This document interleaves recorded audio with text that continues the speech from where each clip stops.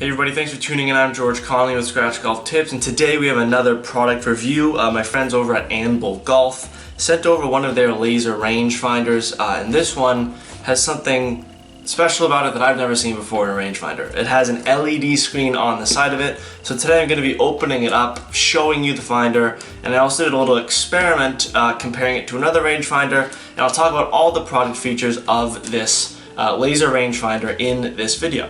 A few things to go over real quick before we get into the review. I was not paid by Anbull to make this video. They did send this to me complimentary, so I'll be making an honest review of the product. Also, if you like the video, if you like product reviews, golf tips, golf advice, anything golf related, you can subscribe to the Scratch Golf Tips YouTube channel and leave a like on this video if you enjoy it. Alright, now we're going to open up the box here. I've already gone through it a little bit, so this may not be what you get, but has a black rigid carrying case, green accents. It also comes with a carabiner on the bottom to attach to your bag. When I got it, it came with battery. It is battery powered, but it came with batteries. And this is the finder. Once you get it out of the box, you can see the LED screen here. It's a pretty sleek finder. It has a lot of this more rigid material on the top for holding it. It's lightweight. The finder that I'm using right now is a Tech rangefinder. This one is much lighter, it's much smaller, and it fits better in the hand for me personally. That's just looking at it from an ergonomic standpoint. I'm a big fan of what this has to offer. So like most rangefinders, this has two buttons on the top. It has a power button and a mode button. So the power button, once you hold it down and let go, it will turn on the LED screen. The LED screen right here says ready, and the mode button is for when you're looking through the finder. Right now it's set on yards. You can also set it on meters. You can set it on, you can turn slope on or off. This does have slope included in it if you want to use slope. There are certain competitions and certain golf associations that will not let you use rangefinders with slope. They'll let you use rangefinders, but they will not let you get the adjusted number. Now I'm just going to try and shoot something close range here. 12.3 yard.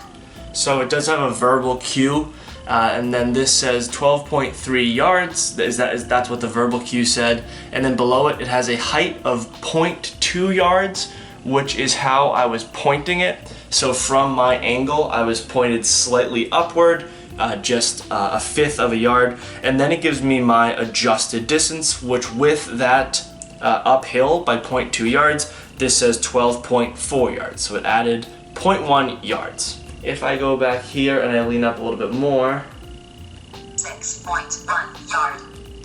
So that was 6.1 yards, and again, I'm just doing the short range. 6.1 yards, but it was 1.1 yards pointing upwards, which gives me an adjusted yardage of 6.7 yards. So this is very helpful on a course, especially a lot of hilly courses that you'll see in the northern New England of the United States of America.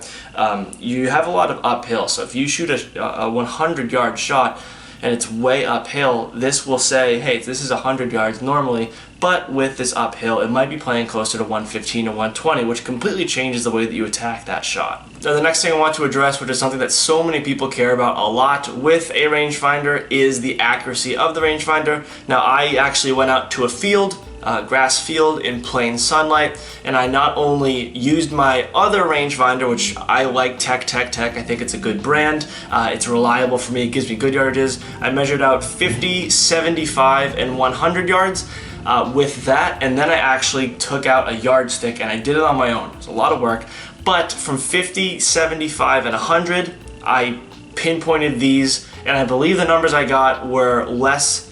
The first one I got 49.9, the second one I got 75 on the dot, and then the third one I got 101 flat. So they were all quite close. The 100-yard one was 1 yard off, which was the most, but given the other two, solid. So from that testing alone, my personal view of this is that it's a very accurate rangefinder. I like it. I love the built-in slope adjustment and how simple it makes it.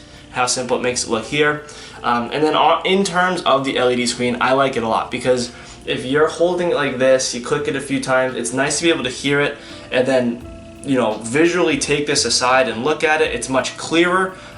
This It has a solid magnification. You can adjust the focus of it in here. That's actually something some people don't know is the lens on most rangefinders. If you adjust it left and right, that changes the blur line of it for far and close targets. Now earlier in the video I did mention that it is battery powered and the battery comes in it. By that I did not mean that there are like AA batteries that you put in it or those other batteries that are in most rangefinders, which are those silver circular ones you have to replace every year or so. This is actually chargeable, so there is a USB port that comes in the side of it, and then in the package they send over a USB cable, which is an effective way to just be able to charge it. I know that a lot of golf carts now they have USB ports inside of them, but I like having chargeable items as opposed to ones with batteries because I don't like to replace batteries in any of my devices. It's kind of a pain. It can get expensive. So this you can charge with nice and quickly. And the battery life is pretty high on it too, so you don't have to worry about that. There are a bunch of other features on the touchscreen that I won't go into because if I went into them, it would take me forever. But you can obviously turn on and off the sound. You can change the way that it shows your distances. You can change the way that it shows the slopes that you're playing at, the adjustments. When you order it, there's quite an extensive manual. It gives you ways to adjust it and just show you the right stats for what makes sense in your game. I do think this is a kind of a novelty item in some regards just because of the LED screen. It's something that I really haven't seen much, and I'm pretty in tune with what's going on in the golf product world. I haven't seen much of this, so when they sent me an email and wanted to send me over one, I was really intrigued because I think it's a very interesting product, and I'm going to take this out to the course. I'm very interested to see its dynamicy in it, and then looking more into the battery life and durability of the product, so I may check in later on, but these are just my first impressions of this golf rangefinder from Anbull. If you've used any products from Anbull, leave it down in the comment section below. I'm curious to hear from you how you've enjoyed the product. If you want to take a look at this product, it was sent to me through the Amazon platform, so I will leave a link. The top link in the description will be to this product on Amazon, so if you'd like to shop it, any purchases made, we do get a commission on that here at Scratch Golf Tips, so it does support the channel as well, so I'd appreciate it very much if you did that. If you like the apparel that I wear in these videos, I wear John Morgan Sportswear. They are a proud partner of Scratch Golf Tips, and you can use code SGT2021, and that'll get you 20% off your entire order at John Morgan Sportswear. They have a ton of great stuff, and if you're buying over $100 worth of merchandise, you get complimentary shipping on that order. Thank you all very much for watching. Play well, and take care.